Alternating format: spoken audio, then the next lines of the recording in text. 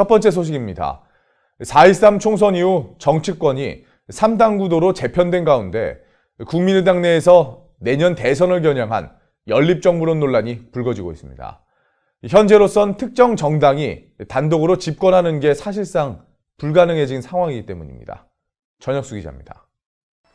15대 대선을 앞둔 지난 1997년 10월 27일 야당 후보였던 국민의힘 김대중 총재가 자민련 김종필 총재의 자택을 특비리에 방문했습니다. 김종필 총재에게 도와달라고 손을 내민 김대중 후보, 그리고 김대중 후보의 부탁을 받아들인 김종필 총재. 두 야권 총재가 손을 잡으면서 DJP-연합이 탄생하게 되고 이는 사상 첫 평화적 정권교체를 이끈 계기가 됐습니다. 국민의당에서 내년 대선을 겨냥한 연립정부론이 이슈가 되고 있습니다. 국민의당을 포함해 두 개의 정당이 연합정부를 만들자는 제안입니다. 제2의 DJP-연합이 필요하다는 건데 특히 호남 중진 의원들 사이에서 이런 주장이 나오고 있습니다. 신임 원내대표로 추대된 박지원 의원은 호남을 중심으로 하는 DJP-연합 방식의 연정을 주장하고 나섰습니다.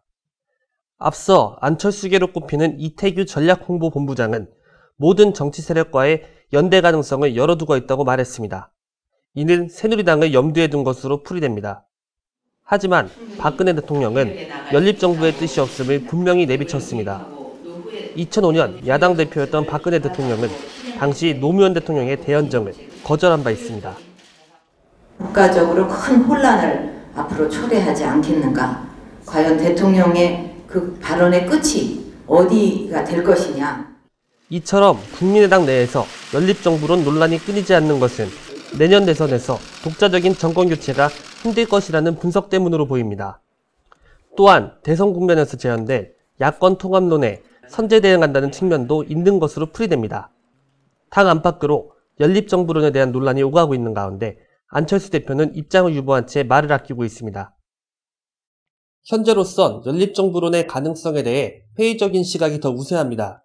하지만 내년 대선에서 독자 집권이 힘들다는 인식이 각 당에 확산될 경우 연립정부론은 언제든 다시 타오를 수 있는 불씨가 될 것으로 보입니다.